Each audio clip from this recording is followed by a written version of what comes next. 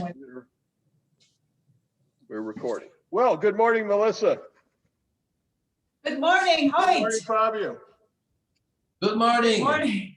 Welcome virtually to Sunfish Cellars in St. Paul, Minnesota, in the very, very cold northern United States. Thank you. And Thank you. It's a pleasure to be with you today. And welcome to Sicily, to the heart of Sicily, to Montoni. I want to come in person sometime. When the world returns to normal, I want to come in person sometime. So we're obviously really thrilled for you to join us this morning and tell us about your family and your winery and Sicily and Montoni and your wines and this wonderful dish you're going to teach us to make. So just tell us about what do you want? Do you want to start cooking, or do you want to tell us a little bit about the winery? Well, it's our pleasure to start by giving you an introduction to the world of Montoni. We are in one of the old cellar of Montoni. Let me interrupt quickly. I just encourage everyone to pour themselves a glass of the Grillo so they could be enjoying the white wine while we talk for a few minutes. Sure. Non ha cominciato a registrare? No, sta registrando. Ok. Ma quindi non dobbiamo presentare? Sì, però dice così abbiamo tutti quanti un bicchiere di Grillo, anche i suoi ospiti. Certo. Sì, sì. We start with Grillo, then we test the Rosato Nerello Mascalese, Rose di Adele, and then we finish with the Nero d'Avola, Yes, sir. Lagnosa.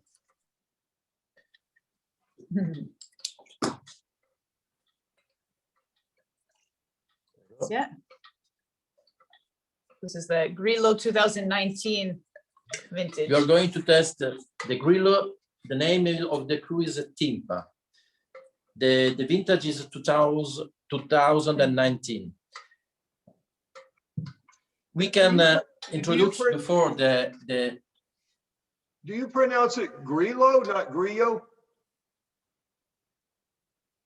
Grillo. Grillo. I've always pronounced it Grillo. Yeah. Sì. I've already learned something today. Okay. Grillo, it's a genetic cross between Catarratto, another very important grape, Sicilian indigenous grape, and Moscato. It was discovered by a famous scientist here in the province of Agrigento last century. And it's very interesting because the Grillo mix the acidity, high acidity of the Catarratto grape and the flower and the smell of the Moscato. That, of course, is Moscato in the family of Moscato di Candia, Moscato di Pantelleria. So it's a very, very power and full of aromatic complexity. Depend on where come from the Grillo, because Grillo in Sicily, Grillo is one of the grape most grown. Sorry for my English, so I try to make my best. But depending on where come from the grape, we can have different Grillo and different wine, of course. There is a famous Grillo that came from the west side of the Sicily, that is the Trapani area, that was used 2 centuries ago to make the Marsala. It is a completely different Grillo because, first of all, it came from a land that is on zero level, meter above sea level. We are in Marsala. And the second is a clone of Grillo that is more specialized to make wine oxidated. So it's very interesting to start to make a division of the Sicily. We must remember that Sicily is one of the largest region. It's the largest region of Italy.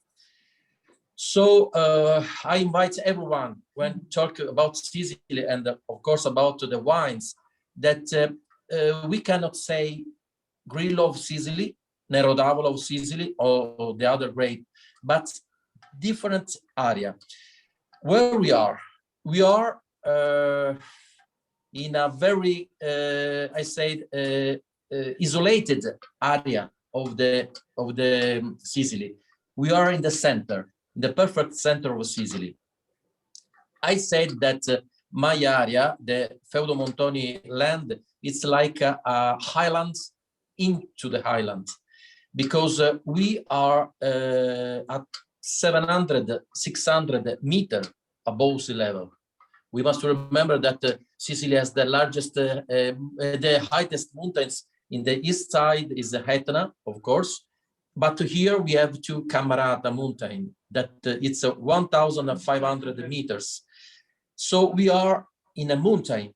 That's a very, very important for everything of our area, because it's a area where we are lucky because we have the sun for 350 days every year, but we have, of course, a warm summertime, sometimes hot, but never here. It's burning the temperature for the altitude. So everything that came from our area, everything, food and wine, has un filo conduttore, come si può dire?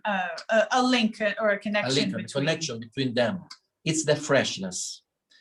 If you test the mint, or if we test wine or milk too, or cheese too, it's different than the other side. It's more crispy. It's more complex and vivace. Vibrant, right. It's not flat. Everything of here is flat, is not flat. So about the wine, it's very interesting to focus about, of course, the concept of Sicilian wine.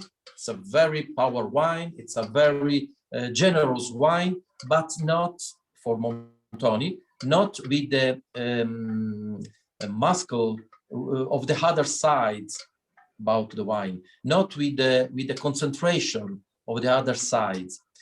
So the difference between the west side of the Grillo Marsala and us is, first of all, the elegance of the wine, the high acidity. We have a very high acidity. We have with a boring number is a 7.5 total acidity, and pH is very low. It's the same balance between pH and acidity, the same of the champagne in France, of course.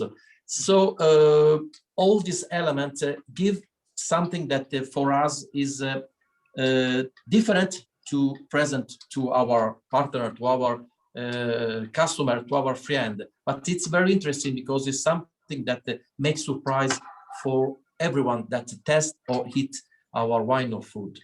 We can talk about the wine step by step, sure. But I think it's too interesting to talk about where we are in the with the focus in the Feudo Montoni. So we are in the center, we are in the mountain, we are in a very old and hermitage place. This is one of the cellars that where we work, where we live, and it was built on 1469. Before Christopher Columbus discovered America, the Americas. Yeah. So sometimes I watch the arches, and it's very an emotion for me to think that someone 6th century ago have the concept of architecture, engineer, metaphysics, because there was a church. We must remember that here we have the famous Temple Valley that we go back, of course, with the very thousands of years. But here in Montoni, we can go before of 6,000 avanti Cristo. 6,000 years ago. Years ago, because here we are surrounded by old cave. This old cave were lived by the first Sicilian population, autochthonies. The indigenous Sicilian population, the Sicans. The Sicans. And it's everything that where we move here, it's a very an emotion for me, for us, and for you when you will come here to go in the past. But when we talk about past, we say we talk about 6 plus 2, 8,000 of years. There's we have on the property a solstice calendar that the Sicans built, so they would know when they had to seed their next harvest. There's also different types of caves that we can find here on the property. Some of them are more like their homes, because you could see the way they divided it, and the archaeologists have also explained to us that those were where they would live. And at the same time, we have the Tolos caves, where they would store their grain, where it has a hole on top of them, so they would put the grain in from the top, so that it would be safe inside the cave in the mountain. I don't want to be boring talking about the history, but before to talk about wine, in my opinion, about food, that it means the human work that is in the land, on the land, it's important to come back in the past. And Fabio, for us, Fabio, it is so not boring to hear about the history and the geography and that's what wine is. I always say that wine is everything in life, because it's agriculture and science and weather and terroir and history and geology, and it's everything rolled up and put in a bottle. It's everything in life in a bottle. So that everything in a bottle. I said that's why we have you here today, is to talk about the history. That's what makes it special. We agree, absolutely. Grazie. So I think that we can. I was on your website this morning reading what Melissa. Well, I was reading what Melissa sent me, which was so beautifully written. It was really almost like a poem. Thank you. About your winery. So Fabio, you need to write a book or something, because you're a beautiful writer. We're working on it. Well,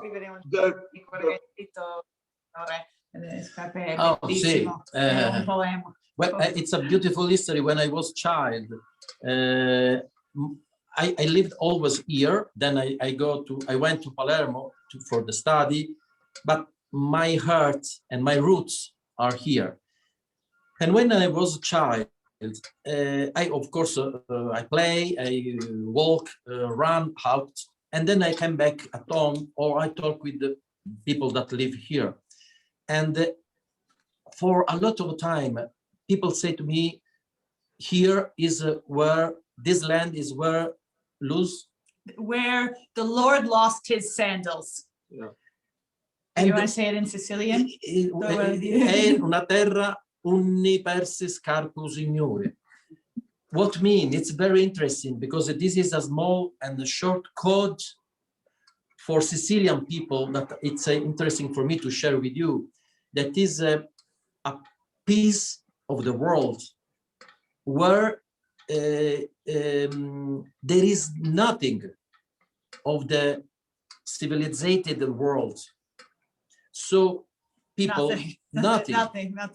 We have now internet with a special antenna that is linked with another antenna. So it's very not easy, but what want to say the people that live here, Fabio, don't forget that your duty is to protect from the so-called civilization, Montoni. And Fabio was, when I was child, looking for the sandal, believe me. And I came back, and my mama was smile because, of course, when I was older, she said, Fabio, I was so cute, you were so sweet that you came back at home. Mamma, ma io tutto il giorno ho cercato Gesù, ma non l'ho trovato. Mamma, I all the day look for Jesus, the God, but I don't found, and I didn't found the sandal. His sandals. And my mama smiled for, of course, not long time. Then she, of course, say to me, but it was very important. They wanted to transfer, and when I say they, is not only my mother and my father, but is all the people that live here, because feudo, it's of course a word very interesting that came from feudalesimo. Feudalism. And here, this is a construction so-called the bayou, and surrounding the bayou, there was a small house, house of people that lived like tents, that lived to work, for work here. And so all these people want to transfer to me when I was child, to be afraid that they were afraid that Fabio could go in the world, traveling in the world, and that I could be contaminated by the civilization. But it's very interesting because I saw them that they were not 20 years ago, 30 years ago, 40 years ago. They have not luxury. They have not, I don't know. Basic comforts. Yes, but they were and they are happy. Of course. That's for me, it's the key that gave to me the very sense to make everything here. First of all, the wine. But the wine is one ring, è un anello della catena. One ring of the chain. I think that in the world there are beautiful wines.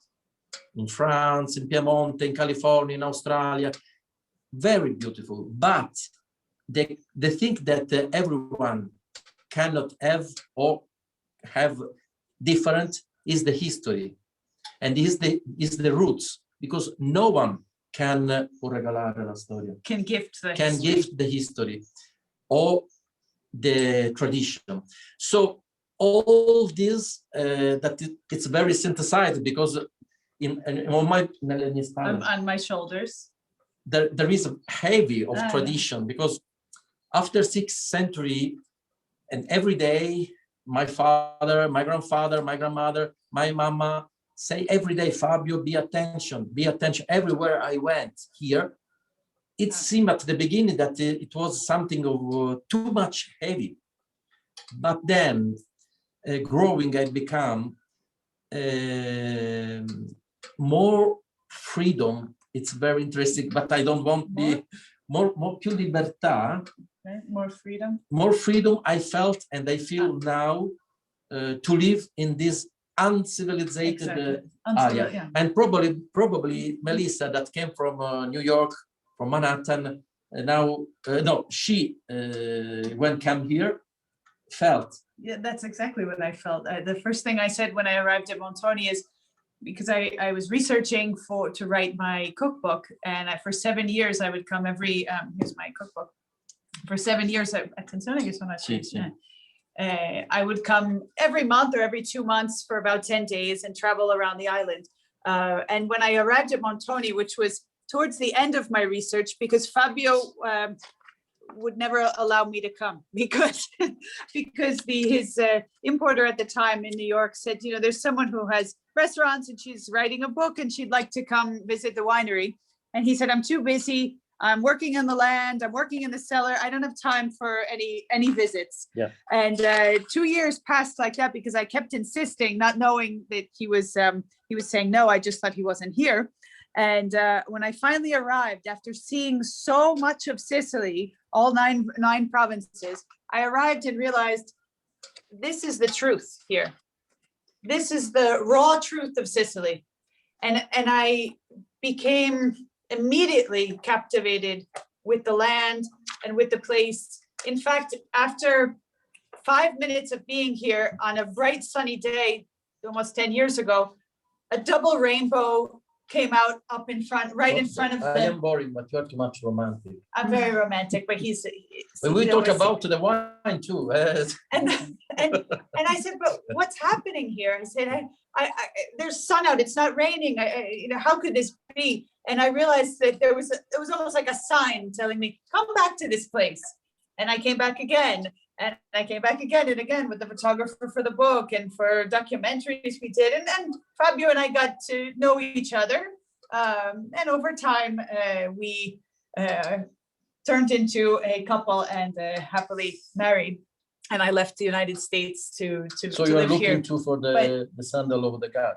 I'm looking, exactly, that's where I was going. Every day I'm out with Fabio in the fields and in the vineyard, in the cellar. I'm looking for those sandals everywhere. And, we might not find them. Maybe our son will find them. Elio, he's 4 months old now. Maybe he'll be the one day to discover them.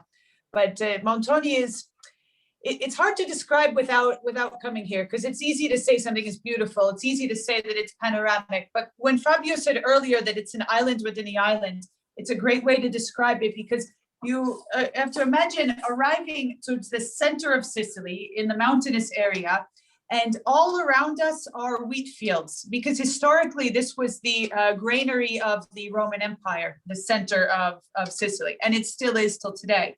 So especially when you arrive in the summer and the grain fields have already been cut and the fields turn to gold, and then there's this oasis of green that all of a sudden you see turning a curve on the mountain. And it's just, I get the chills even just thinking about it, how beautiful and how captivating that is. And living here, especially in times of COVID, we've found that it's been such a refuge. It's truly, like he said, a hermitage where we feel away from the rest of the world. We've always enjoyed that, but in this period, it's been able to keep us even more comfortable with the everyday, everything that's going on. Sometimes we would forget about the pandemic when we wouldn't turn on the television. We felt when Melissa said that it was the granary in the Roman time, it's interesting to link this historical concept with the wine, because here we are, as say Melissa, like a emerald green in this yellow ring. Emerald. And it's something that is in the same situation from 6th century, exactly. From 14th century. I was very friend of Giacomo Takis. Giacomo Takis, is a famous winemaker of Sassicaia, Ornellaia, and so on. And 20 years ago, he came here in Sicily because he was the super consultant for the Istituto Regionale della Vite e del Vino. Why he was called here in Sicily? He was called here because he should look for the history of the wine of Sicily, because the wine, of course, of Sicily is a beautiful history. But when I say history, we can have the history of the last 30, 40 years, or the history that we say about century. And so in the last 40, 30 years, the Sicily was famous for big volume of wine that was sold for bulk wine, for big cellar, for the north or for France, to cut the wine for the wine of the north of Europe that was with a lower alcohol degree. But Giacomo Takis was here to look for some area where he can find something of special. When he tasted our wine, the first time we were not here, we were in Palermo, and he was very surprised to find in our wine something different of the other wines. As I said before, the acidity, the freshness of the wine, not full-bodied, not jammy, not boring. And he called me, and he was very interested to understand where come from the wine. Then he came here, and he started to study about Feudo Montoni in the historical sense, and in the genetic sense, and in the in senso enologico. In the in terms of enology. Okay. Sorry. And he found that Montoni was wrote about. There was a famous the first book about the wine in Italy, wrote in Latin in 15th century. The title is De Vinorum Historiae, wrote by Andrea Bacci, that was an agronomist of the Pope, and he wrote about all the Italian grape and Italian wines. He didn't write about Barolo, didn't exist. He didn't write about Amarone. He didn't write about Chianti. He wrote only about the grape and the simple wine that came from. That's very interesting to understand the wine, the grape. We were when he talked about Sicily, he wrote about the Sicily of the west, of the east, and of the internal area. And he wrote about us. He said that he wrote that he found here whole vines that were big like trees, so very high, and with a big trunk. With a big trunk, so large that you could wrap your arms around the trunk. Of course, he emphasized. Of course, yeah. And where come from a beautiful red wine with a beautiful aroma and able of a very long ageable. Sort of ageability. That's very interesting. Probably for the high acidity and for the cold that was here. That means that we 6th century ago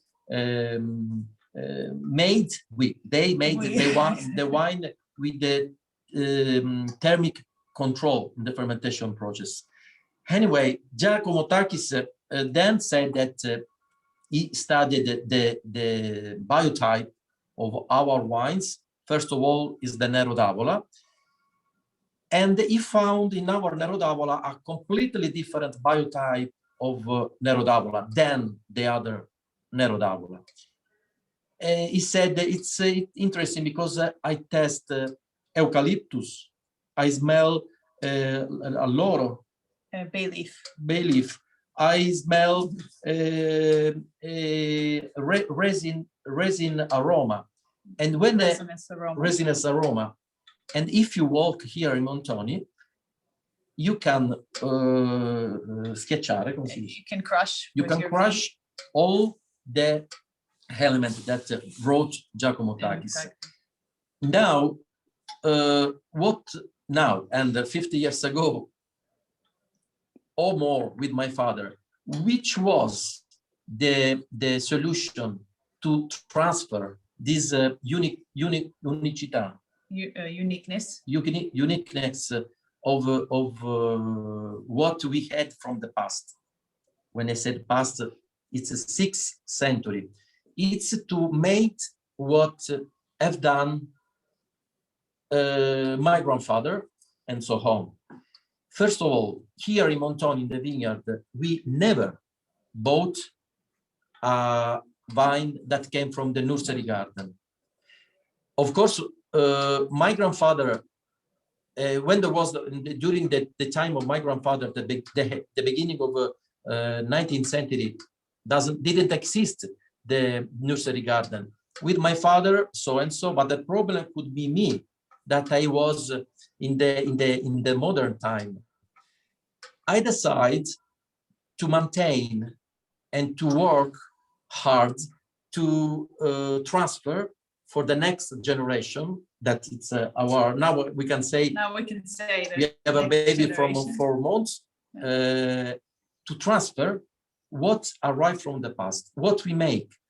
For example, we didn't buy the vines, but we grow the vines, the wild vines, sometime with the European roots, because until today we are lucky and we have not phylloxera problems.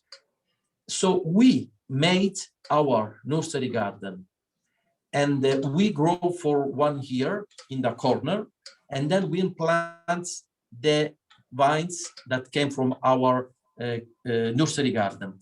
It's a very huge and work, and very lavoro certosino, very meticulous. Very meticulous, that take a lot of effort, time, but it's and skill.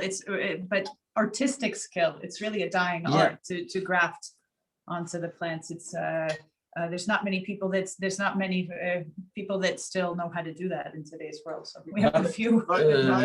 May I interrupt with a question? So you, Fabio, you said that when you were young and coming up, your relatives and people in the area were afraid that you would bring, quote, civilization to Montoni and change or ruin what the history has given you. But now you have this wife who is from the most, she's from Manhattan. That's about as, quote, civilized a place as there is on the planet. Problem. Has she changed? Has her partnership with you changed in any way what you do?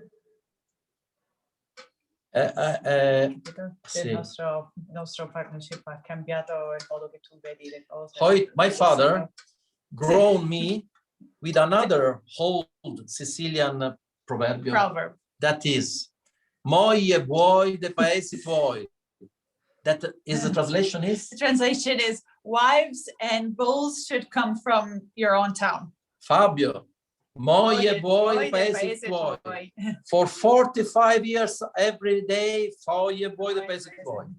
I never could think that a star from the beautiful America, that I love, can live here, survive to this uncivilized world and understand me. But what make Melissa different, because of course I met, we can say, it's a confidence, we are not much. I met other Sicilian women, fidanzate, but they never understand what was our life, my life.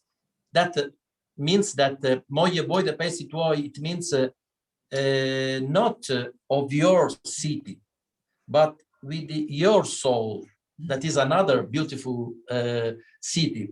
Melissa, when I arrived here, probably was in her genetic code. We must remember that Melissa grandmother was born in Sicily, so nearby here, in a very small village. Nearby. She perfectly, like a puzzle, understood me, and she understood some corner of Montoni that I never discovered.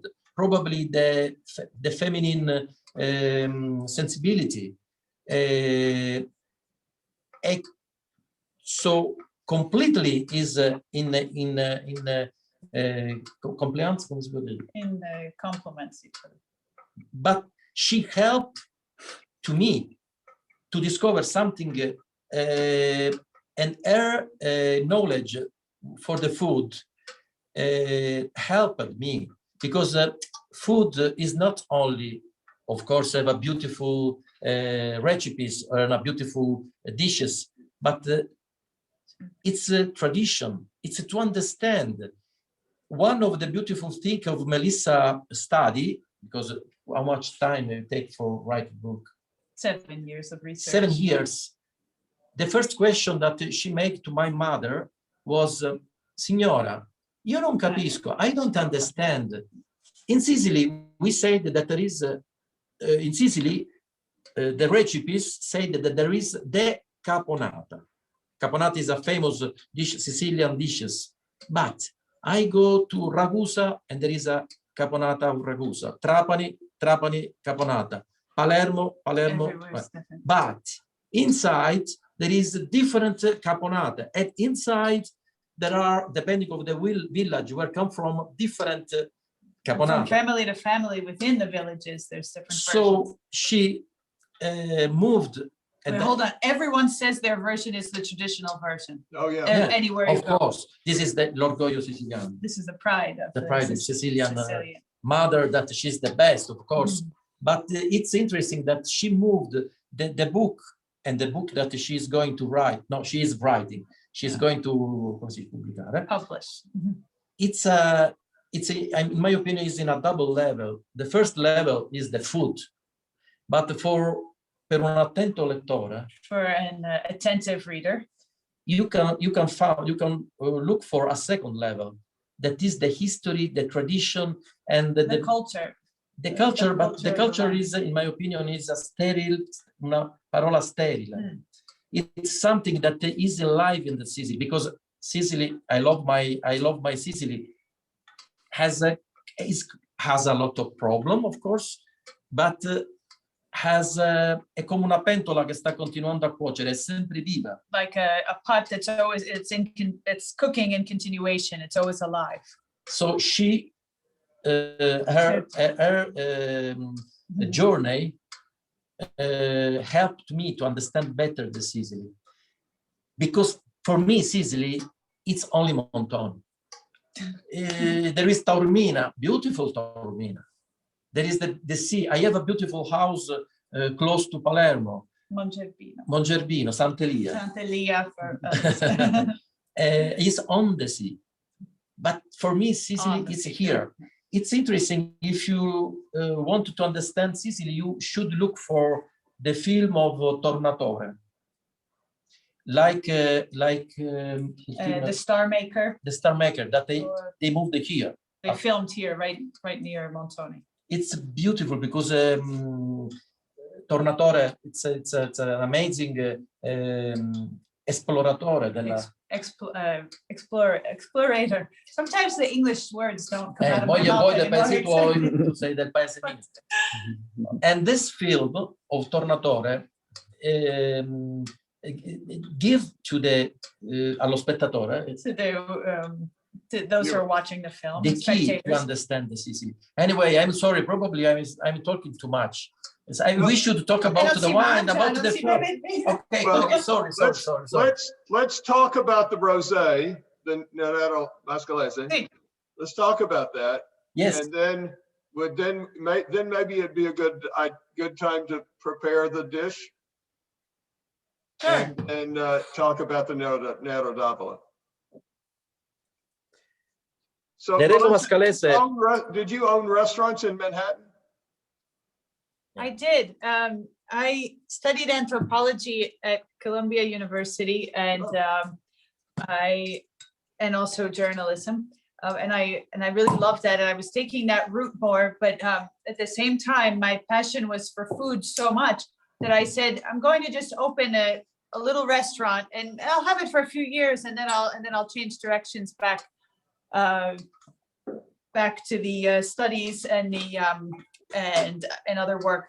But when I had that first restaurant, I just loved so much to be able to talk about Sicily, because I used to spend all my childhood summers in my grandmother's village, which is a village of about 200 residents. It's really, really small. And that's where I always found so much freedom as a child. I was able to go into the piazza with my friends and have genuine playing and genuine relationships. So for me, everything in my life was about Sicily. my studies, and then when I graduated, it became the restaurants. And between the first restaurant and the second is when I did my master's. And then I needed to continue with the cooking. So I opened a second restaurant after that, and then a third one. What were the so much to be able to share Sicily with the world. What were the restaurants? They were the Sicilian one that was very, very Sicily was called Eolo, and it was in Chelsea. And what I did there was, at the time, there really, there's so many, let's call it Italian-American restaurants owned by Sicilians, but there wasn't really a Sicilian restaurant. Mm-hmm. So when I opened it with a very traditional Sicilian menu, the first questions of the guests that came were, oh, okay, so you must have spaghetti and meatballs on the menu. Mm-hmm. And I said, no. You know, people right away associated the popular culture is to associate Sicily with the Godfather film, a beautiful film artistically, but it doesn't have anything to do with what Sicily is. And I tried to explain it with just so many different ingredients that I could offer that came from Sicily directly. And it became the pioneer Sicilian restaurant in Manhattan. And then I had another restaurant. The third restaurant was more of a faster type of higher tables where the pasta was being made fresh in front of the customers, where it was fresh pasta completely. That was the pasta was made because my grandmother taught me how to make pasta by hand. So everything was made in front of the customer and cooked in front of the customer, all in an open kitchen. And have you seen a movie called The Big Night? Sure, of course, yeah. And in fact, I had on my menu at Eolo, I had just like in The Big Night, there's the timballo. I used to do that for big groups. Tu hai visto? In italiano non so, The Big Night con what's the actor? It's not coming to me right now. The main actor. And Isabella Rossellini. Exactly. Isabella Rossellini. Fantastic film. And I had on my menu a timbal, just like they would do in the film, except I had a little more of a Sicilian version, which came out of the leopard. The Gattopardo, a famous book in Sicily, and I used to serve individual portions and then do them really large for the guests as well. Wow. So tell us, Fabio, tell us about the Nero Mascalese Rosé, please. So Nero Mascalese is the famous grape that is now very trendy. It's a grape that's it's 70% red, 30% it's green. It's perfect to make red wine with very, very, very high acidity and a wine of long life, or it's perfect, of course, for a rosé. And if we add to the characteristic of the Nero Mascalese, the altitude that where we are, we can have a perfect element to make a rosato. Rosato that, in my opinion, it's very interesting, not only to be drunk like aperitif, but for this high acidity and is a very long salivation and long final of the wine. It's perfect to be paired with the food. Melissa ha ribaltato un po' il concetto dell'abbinamento dei vini. I turned things around up and down a little bit in terms of the pairing of our food and wine with our wines. And sometimes the red wine, and I agree perfectly, of course, the Lagnusa, the Nero d'Avola, we can serve a bit chilled, and we can serve with the tuna. We can serve with tuna, swordfish, mackerel, all fatty fish are perfect with the Nero d'Avola Lagnusa. I love the rosé for the elegance that he has. It remember a bit the petali di rosa. Rose petals. Probably is a coincidence, but the name is the name of the crew where come from is Roses of Adele. Adele. Adele is my mother. It's I'm sorry, but this is a very sentimental winery. So my father, my father implanted roseto, roses, A rose garden. and there is this vineyard in this rose garden. I don't know if there is something like in pollination. I don't know, but I feel I smell petali di rosa. Rose petal. And that's for me, it's perfect for something of very delicate like the petali di rosa. Rose-colored, pink-colored roses. I love with con I gamberetti fritti. With the fried shrimp. Oh, I loved with the beautiful cheese, not molto stagionato. And not very aged cheese. Anche con i calamari, i calamari, quelli che faccio sempre. Ah sì, i calamari murati. Oppure con che cosa? Or with wild meats like the rabbit, or with duck, or with goose. It makes a beautiful pairing. The acidity help to move the wine in direction of something of more strong, con un gusto più forte. With a stronger flavor. Or grasso. Or fats. Yeah. So all the wines, all the winery, and all the farm, it's organic. It's sustainable and organic. Sustainable is a big concept that is, for me, perfectly coincidence with the Montoni philosophy. Because sustainable is sustainable for economy, and we can live completely in autosufficienza. On our own, we don't need to. Sociale, sustainable outside. For social reason, and I am very happy and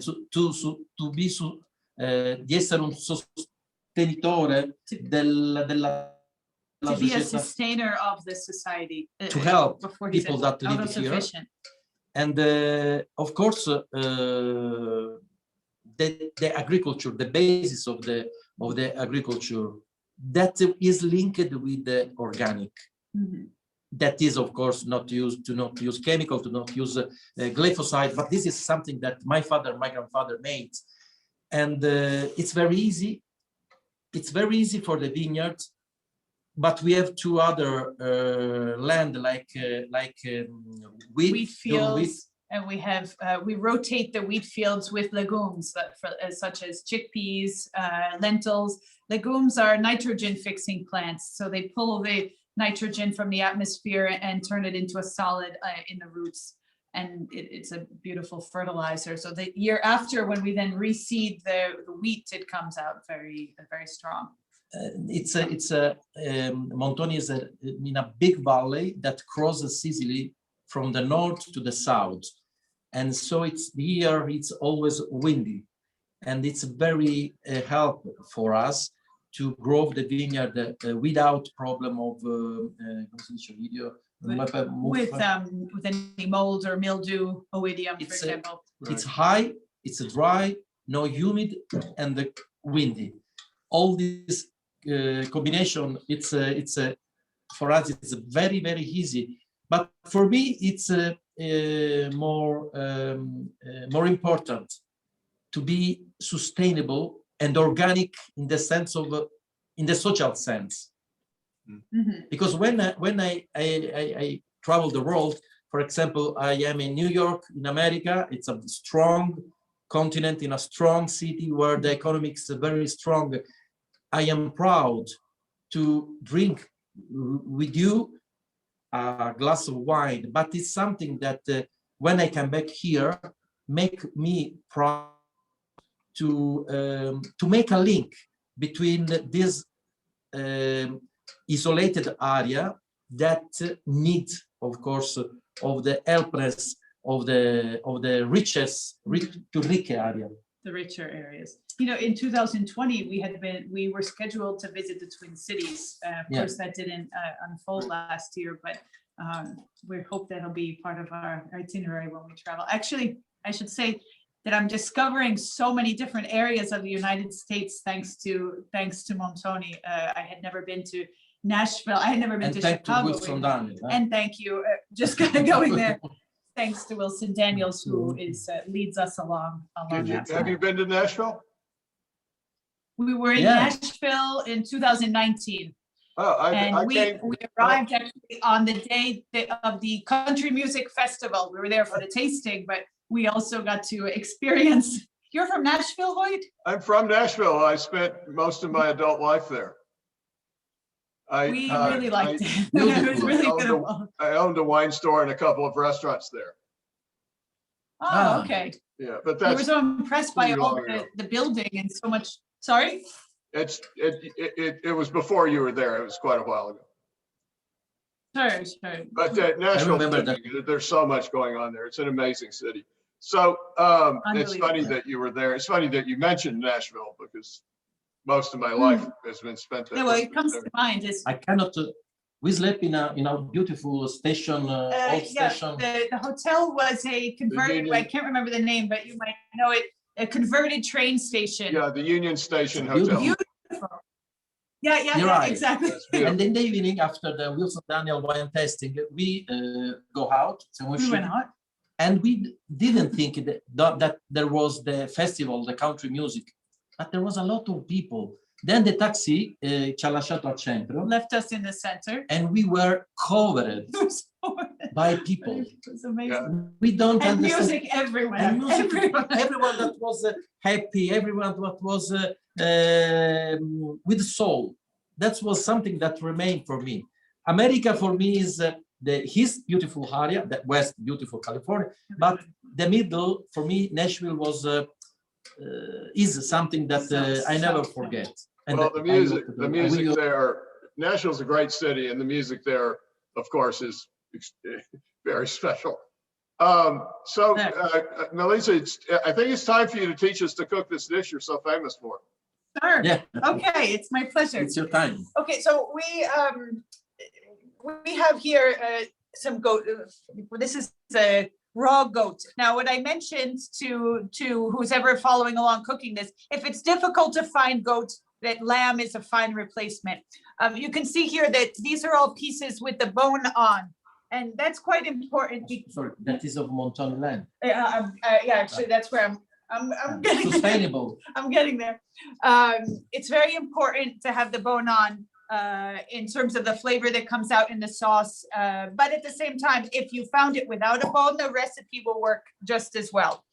What Fabio said is that the meat is from Montoni because our neighboring, he's a shepherd and his animals graze on our land. He's an organic and he needs organic land for his animals to graze on. And so what's inside the meat, what it's made up of has come from Montoni. The dish is historically is traditionally a dish of Fabio's mother's family, the Bellotti family. She's made it her whole life. She learned it from her parents, and it goes back, we're not even sure how many generations. And it's a very, very simple preparation. It's really basically how we met each other was because once I had been here, I had asked Fabio, what would be the most traditional dish of your family? And he said, well, on Christmas and on Easter, we always eat capretto di Mamma Adele, the capretto of Mamma Adele. Adele, like the name on the wine. 273. So this recipe is what brought us together because we started speaking all the time because I would constantly ask, but wait a minute, how high should I have the oven? And then Fabio would answer to me on the telephone after speaking to his mother and my mother-in-law, and she would say, what do you mean how high? You turn the oven on and whatever temperature it goes to is the right temperature. And then I'd say, well, can you give me an idea how many onions does she use in the dish? Because I was trying to recreate it there so that I could put the correct measurements in the book. Here's Mamma Adele. this picture we took several years back when we were for We when can we send were- the recipes. yeah, they have the recipe. Okay. Yeah. And so she kept coming back and and when I'd say, well, how long does it need to cook for? And finally she said, Fabio, your friend, you have to tell her that she has to stop asking questions because the meat is ready when it's ready. È pronto quando è This is pronto. typical for the Sicilian recipes for the Exactly. mama. If you ask to a mama, the typical best chef of Sicily, no one has something right. No one has the grams. It's like a music. They go by hand. And I thought maybe she would say, no, it needs to be a low temperature oven or high temperature and a slow cook, but basically it's ready when it's ready. And that's something that today I can feel and understand as well, because now for all of our holidays, we make this dish, me next to Mama Adele. So we'll get started with it. It's very simple. What I like to do is just, this is hot. I like to start with with just browning slightly the onions, with a little bit of olive oil. This is olive oil that we produce. Actually, I should say what's beautiful about this dish is that literally everything in it, besides the salts, are produced on our land. As Fabio said earlier, it's not just not just the vineyard, but the wheat fields and legumes, but we also have large vegetable gardens, and we make we jar our own tomato sauce and so forth. Però non è molto caldo. Che devo fare? Al massimo. Al massimo. Okay, on these burners it goes a little slow, but obviously the onion starts to cook. No, però vabbè, ora lo lasciamo. The onion will start to cook, and then we'll add the other ingredients into that, which is the tomato, which is here. Però mi sembra un po' strano. No, sì. Okay. We'll just give it a minute, because I wanted to start cooking at least. So basically all of the ingredients except the meat will be added to the pan, and then we'll mix it with the meat and put it in the oven. That's how simple it is. And the side dishes that we make with the meat are peas and potatoes. So peas and potatoes, which I've already cut through. Okay. So while we allow the onions to cook, I'm going to start the peas as well. And I do that by having a little bit of finely chopped onion. Okay.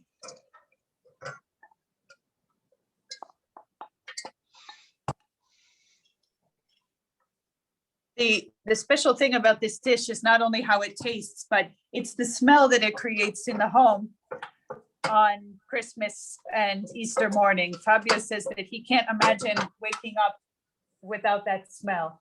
It's like a film. It's like a film, yeah. It's something that must be every year removed. Okay, we'll let these get started. What really what's captivating to me about the recipe is that, again, everything comes off of the land, and it's basically you're imagining that the onions, the peas, the tomatoes, everything is made from the heart and made from so much love. So when you then eat it at the table, a family coming together, our family coming together, it ends up being a symbol of that. And when I put it in my book, I never thought that it would be my family recipe as well. But I'm very lucky to say that it is. What I'm going to do is, Melissa, do you know Lydia Bastianich? Well, not personally, but sure, of course. Yeah, you would. She obviously she is. I know who.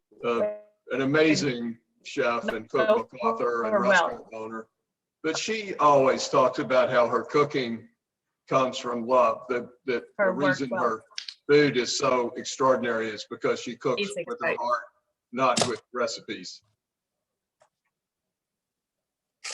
Mamma di questo non si dice, no? Sì, lui dice Lidia, la mamma, sì.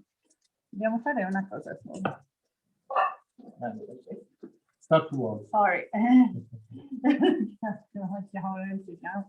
Okay.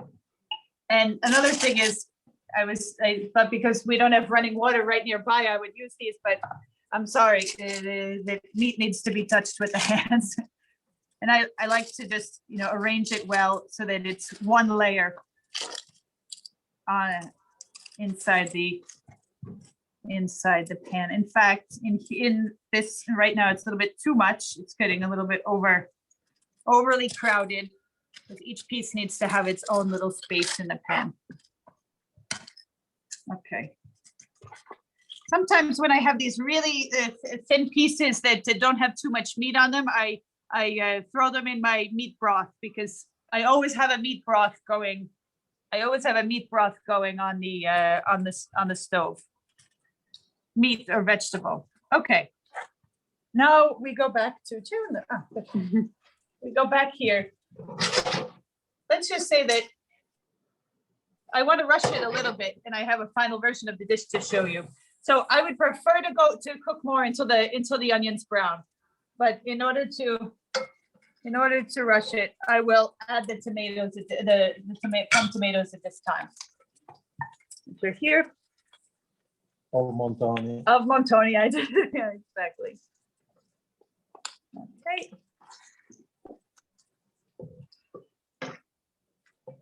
Cosa ci vedi? Questo è pizzuto, quello più lungo. This is a tomato that's a long, similar to a plum tomato, but has a point at the end. This is Melissa conserva. My preserves, my tomato, canned tomatoes. Yeah. In summertime, Melissa is always it's a lot of time to make this conserva for the winter time. Yeah, I either jar things or I freeze them. For example, the peas that we harvest from our garden are harvested in the spring, so it's upcoming. And where would I get these? What I do is I have little bags of them frozen in our freezer. The same thing with fava beans. We have sometimes Fabio says, "What are we going to do with all these fava beans in the freezer?" Or today at lunch we felt like some flavors of the summer, and I took from the freezer some cherry tomatoes that had been cooked down they were so sweet last year, and they were cooked down and into a beautiful sauce. So I use the freezer a lot so that we could taste the other seasons in the winter when we have this as there is another time. And now I add to this some vegetable broth.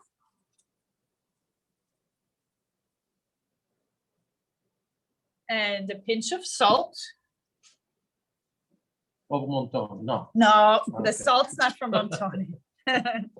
Here we are. Okay, and I'll just let this cook down, the peas. Go back to the meat dish here, with the tomatoes cooking with the onion. Unfortunately, these little burners that I'm using, we wanted to have you in the cellar today so that you could get a feel of our reality of the cellar, but the kitchen, of course, is a little bit easier for these demonstrations.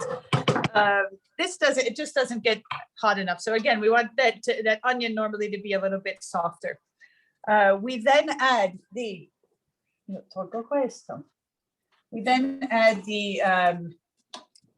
aromatic components to the dish. So this is bay leaf, which is also from Montoni. This was just picked off the tree today.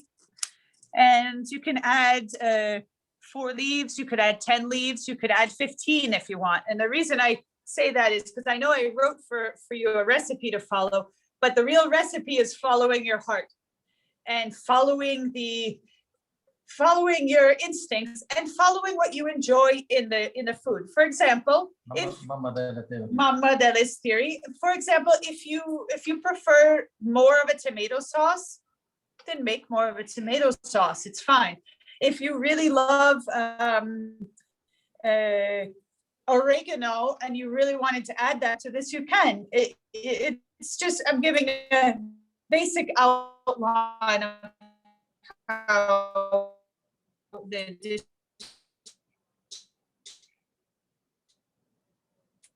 could be made.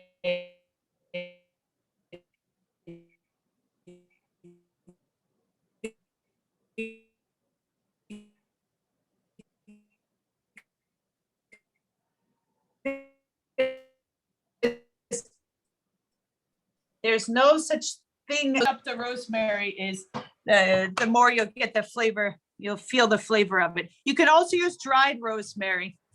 Since we always have it fresh throughout the year, I don't dry rosemary, but you can. And so just a quick little chop there.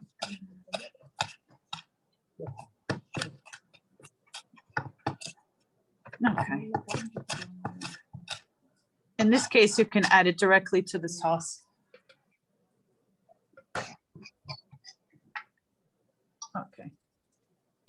And we'll give that another little stir. Oh, the problem here is that we heat a lot, and Melissa cook too much well, and the result is our body. Let's just say that I used to have restaurants and every day new people would come. And now I have the best customer in the world at the table. Point of view.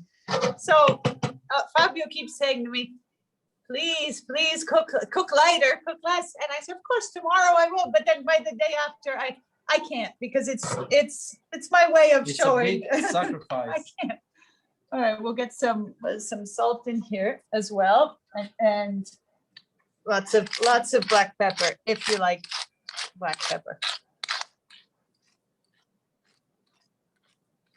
Okay.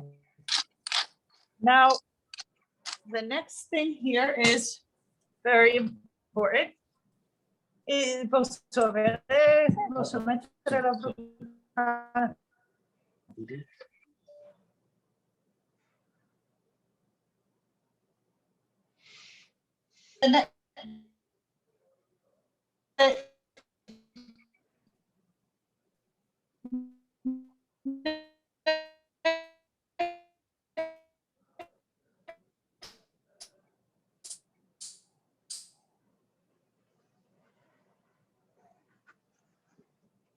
it's a sauce. It's more like a coating onto the meat.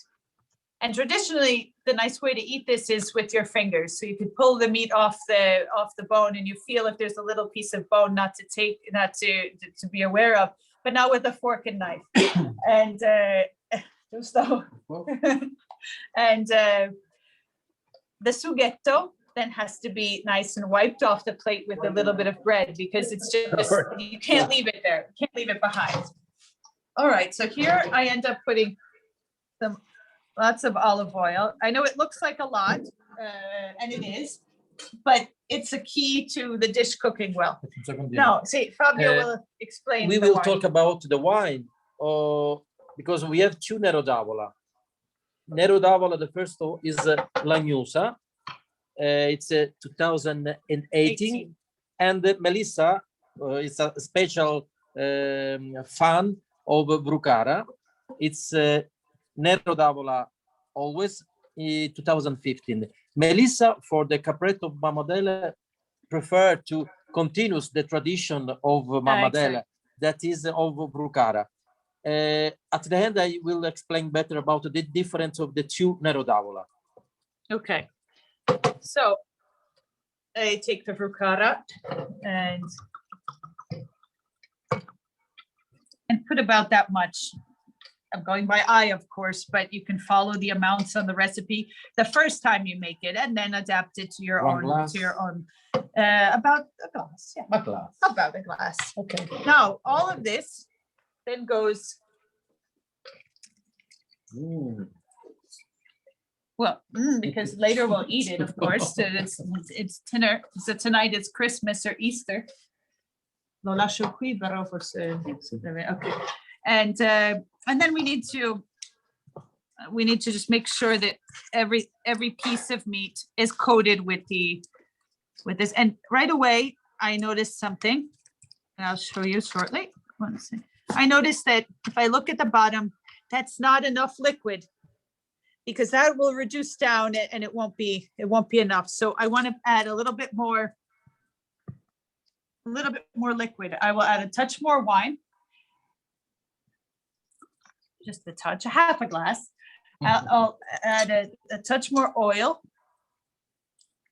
And for example, if you'd like to add a little more liquid and don't want to use that much wine or use that much oil, we know where to buy the wine and buy the oil, so it's easy for but if you want to use some liquid, for example, I don't suggest putting water in, but sometimes I use my meat broth and put a bit of that in, or even just some of the tomato sauce, where the peeled tomatoes are inside a tomato sauce that I took away when I put in these peeled tomatoes, but you could use that too. As long as you have about what you see. Now you see that's a good amount of liquid. And we will take the meat, put it in the oven, and about every 15 minutes, turn each piece. So you could turn them with the tongs. You want to make sure they always stay nice. It stays nice and coated, because that's the key to it, is that you don't want the top to dry out because the liquid is on the bottom. So you turn them so that each piece continues to be nice and full of flavor and moist, for both reasons. Okay. And now we have the final version. This is after 2 hours of cooking. And I'll show you what I mean by when it's done, it's done. It's what Mama Adele means, is that you want it to be nice and soft like that, moist and tender. And a great way to make this is the day before. And I say that because when we have it for Christmas or for Easter, I usually make it the day before with Mama Adele now, because it ends up being much more tender when it's reheated. Or we make it that morning, but then we always make the full animal, so we usually have some leftovers for the next day. The measurement I gave you of 10 pounds, which is what's here in front of you, is a good amount for 4 people. And you say, but that sounds like a lot, and it is. But there's so much bone on there, and the weight of the bone is so significant that I suggest having more, because especially on a young animal, there's not so much meat on there, but there is still the weight of the bone. And the last element that I would like to show is just the potatoes. The potatoes, while the meat is cooking, I take a potato and cut it like in an ear shape, we call it, which is just basically cutting it in half and then cutting it in about 3 or 4 slices of that half long way. And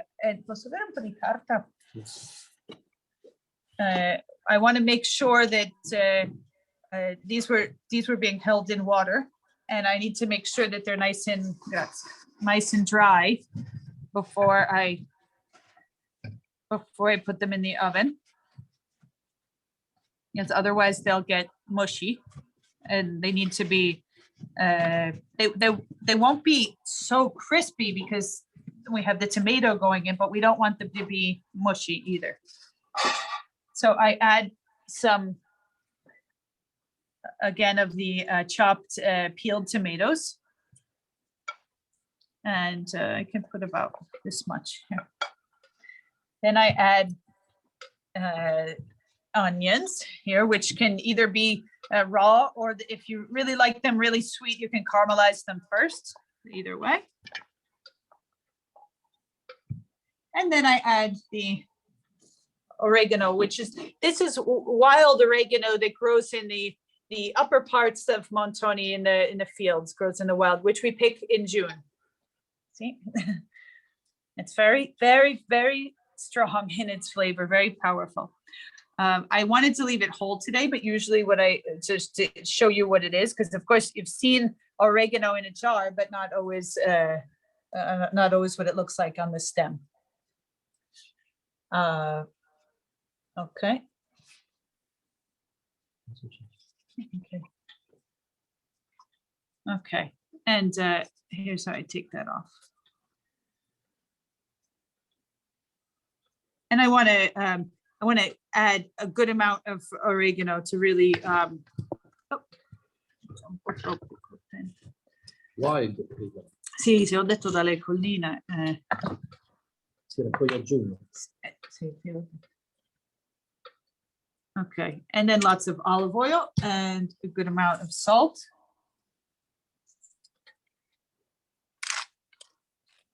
And pepper. Okay. Oh, and you should be here. There is a beautiful smell. I wish I were. I think I'm going to fix this for dinner on Sunday. Oh. Okay, and then at that point, I move it to the oven, and we have the final version that we made earlier today, which is here. This is you can see how the potatoes are nice and soft. But if you like to, when they come out of the oven and they're soft like this, if you want to get some crispiness to them, slight crispiness, you just give a little, pass them in the pan.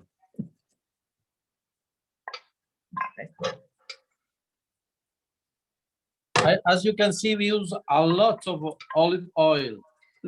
See, a lot. A lot. And not the same, never. Not of what? Not of the seed, not of the seeds. No. The pure olive oil. Olive. Yeah. Okay. I have Fabio and Melissa, I have a niece who lives in Nice, and she has olive trees, and she brings us a jar of our olive oil every year when she comes to visit, and it's amazing how different olive oil tastes from what you get in the grocery store. Exactly. And we always save olive oil from the previous season. For example, this is from the 2019 harvest, which I use for cooking. The 2020 harvest, which is much more peppery still, it's not as good in cooked foods, but it's spectacular in salads or just with some warm homemade fresh bread. It's perfect. And with the olive, there is a world like the wine. Yeah, we have different olive indigenous typology, and Melissa prefer to make a mixture of 5 or 6 cultivar. Yes. And the other we use single varietal. And so here are the peas completed. Yes. You need to tell us about the Nero d'Avola. Yes. Yeah. So Nero d'Avola that we are testing is Lagnusa 2018. It's Lagnusa is the name of the crew where it come from, and I always say that this is the son, and this is the mother, because Brucara, the Nero d'Avola that Melissa used to cook the capretto, the agnello, it came from the oldest crew of Feudo Montoni vineyard. It's more than 1 century, and it's a Prefillossera. It's a very pure Nero d'Avola. And then, as I said before, the other vineyard, the younger, and when I said younger, is 50 years old, 40 years old, it's the Lagnusa, grafted with the scion of the old wild vines of Brucara. So the Nero d'Avola the Nero d'Avola of Feudo Montoni is different than the typical and well-known Nero d'Avola that the Sicily produce. Is a Nero d'Avola that it's sometime more is more close to a wine of the north of the Italy, a wine of the or France wine, not because it's something that it's better of roast. It's because the altitude gave to us the condition to have a wine that is completely different of the wine of the south of the Europe. We must not to remember that Sicily, c'è una cartina sulla. We must to remember that a beautiful problem of Sicily is that we are, of course, here, La Luce, and here is Africa. And the southern part of Sicily is Più. It's farther, it's below? Is below than Tunisia. So when arrived the wind from the south, from Africa, it's very hot. And the wine of the south, of the coast of the south of the Sicily, more Nero d'Avola, are too much structured. We are in the center, in the Monte Catarratto mountain that is in front of Etna mountain. And this gives the possibility to have a wine with the other elements like menthol, like fresh elements, like something that it could be more delicate with the food.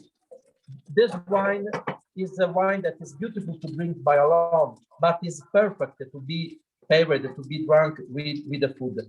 The acidity and the low pH continues to clean the palate. So it's a beautiful marriage between the grass of the food, of the meat, of the cheese, and the wine. The name is a very interesting name because Lagnusa, it means lazy. It's a typical Sicilian word. That's because this hill is called from ever lazy, Lagnusa. That's because it also means late starter, like not just lazy, but someone who has potential, but that just can't get out of bed in the morning. Why? Because the people that live here, come dire, accusavano questo colle. They would accuse this hill to be lazy and to don't produce too much grape. We must remember that 1 century ago there was not the concept of low production for everyone. Low yields. They was looking for big volume of grape. But of course, after 1 century or more, we understood that minus quantities is for each vines, better is the quality. So after 1 century, we can say that there is la riconquista dell'identità della collina. Comunque tutte i vigneti di Montoni sono tutti su dei dolci pendii, sono come tanti. Sorry, I was speaking in Italy. There are like all the vineyards of Montoni are in the hill. That's very important because there is not ristagno di acqua. Stagnation of water. Because the vines, in my opinion, and in the family of my family, are better when are under stress. Probably like the people. They made the better when there is not dry season, but not too much rain in summertime.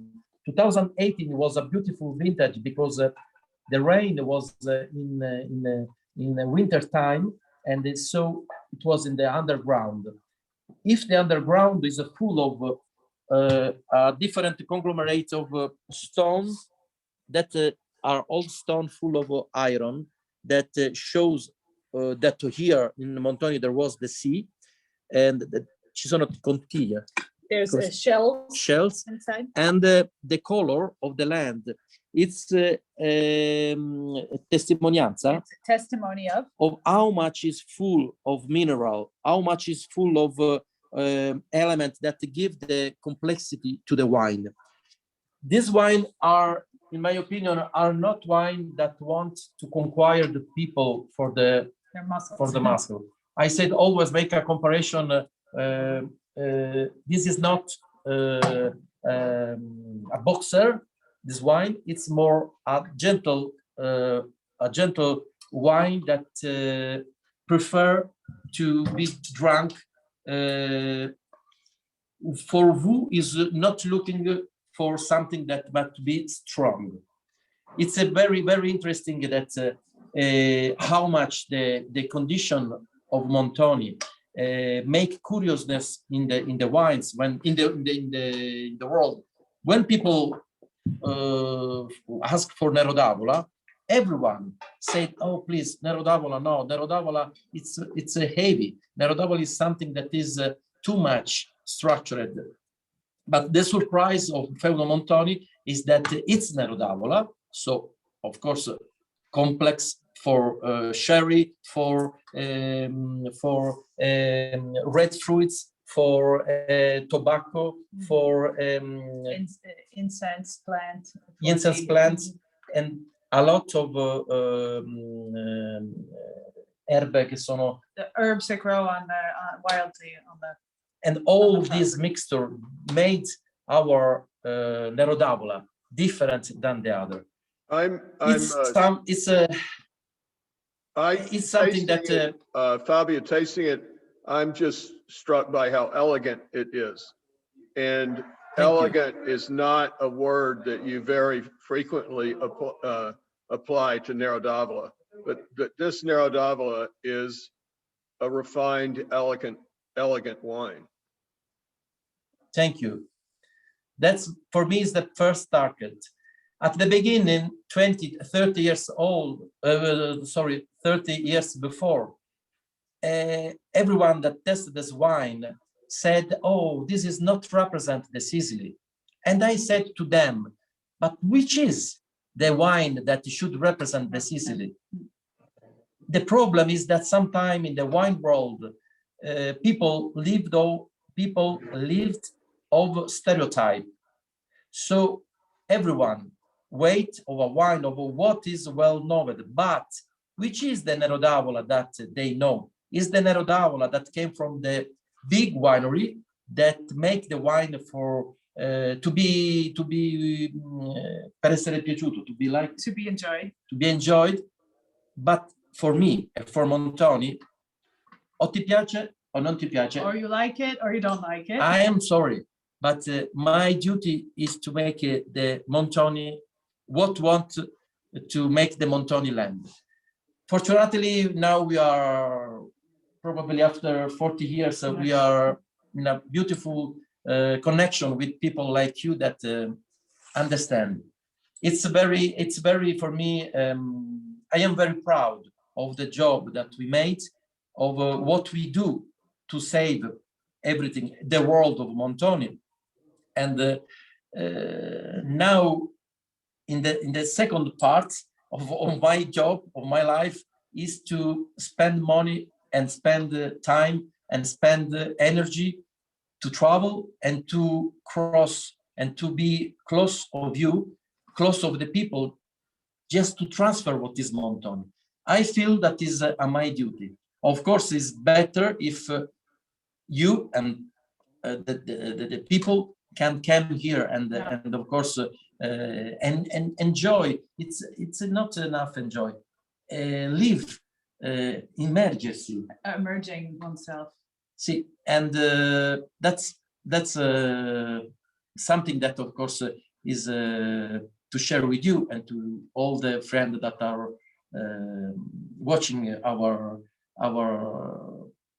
wine tasting and cooking preparing. The land of Montoni is very, it pulls you in very strongly. And even though we do enjoy traveling for meeting everyone, but once we're 5 days away from Montoni, both of us start to look at each other and Okay, we need to get back now. The No. land, it's overwhelmingly powerful. And it's also, it's so beautiful the way the nature on a daily basis, it completely changes every day in front of your eyes, but it's so beautiful the way it speaks to you. And if you just listen every day to what the land is telling you. With the word is very difficult to transfer, so it's better So you if have to come here. Yeah. So we assicuriamo, We assure you. and to be completely connected with the land of Montoni, to drink beautiful wine, and of course eat beautiful food of Melissa recipes. You know, I would suggest that your responsibility as the owners of Feudo Montoni and winemakers there is not to make wines that are typical of Sicily. Your responsibility is to make wines that are typical of Feudo Montoni. And Feudo Montoni is a very different place. It's a very special, specific, unusual place. And you know, these three wines we've tasted today are extraordinary. They're to me extraordinary wines that perfectly reflect what makes Feudo Montoni a special place.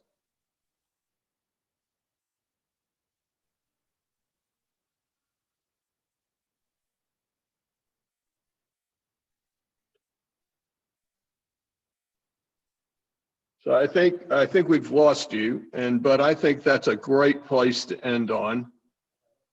And thank you so much for joining us. This has been very, very special. And I do hope to see you in Sicily sometime soon, or here. Is he there? Oh, there you're back. There he is. There he is. I lost you there for a minute. I was saying that your responsibility as the owners there and the winemakers there is to make wines that reflect not reflect Sicily, but to reflect what makes Feudo Montoni special. And you've, based on these three wines today, you're accomplishing that, succeeding at that gloriously. These are three very, very special wines that speak to the place where the grapes were grown. They're not, they're specific. They have specificity, and they're beautiful. And then, as I said, the Nero d'Avola is so beautifully elegant and restrained. It's a perfect restaurant. It's the perfect wine for our Italian restaurant here, because it's so much better with food than a lot of Nero d'Avolas are. Right. And like Fabio said earlier, that we enjoyed pairing it with the fatty seafood, chilling it just a little bit and serving it with tuna or swordfish, mackerel. Right. Also with meat, it's excellent. But it's a nice pairing to try, and it also surprises those who they don't, not everyone expects, let's say, being served a piece of a tuna loin and then to have also this glass of Nero d'Avola, and it's a pleasant surprise. If the average person in our restaurant that I suggested this Nero d'Avola to with swordfish or tuna would think I'd lost my mind, but when they tasted it, would understand and appreciate it now. Well, thank you so much. This has been a fabulous time with you, and I can't wait to have your dish Sunday night for dinner, and I hope I'll see you here or there sometime very soon. And just remember, when you cook it on Sunday, it's done when it's done. It's done. I cook that way. I'm a pretty good cook. I've made a living in the kitchen sometimes in my life. I'll let it cook until it's done. I promise. Exactly. And I'll try not to take it out. I'll try not to take it out too early because it smells too good. Right. Exactly. I hope to have you here in Montoni, or to be Visit the Twin Cities. with you and to cook. Cook together. Cook together. I would love to do. Yeah. Oh, that would be fantastic. Here. Well, thank you so much. Thank you so much. Thank you. Thank you very much. Cheers. Bye. Bye. Bye.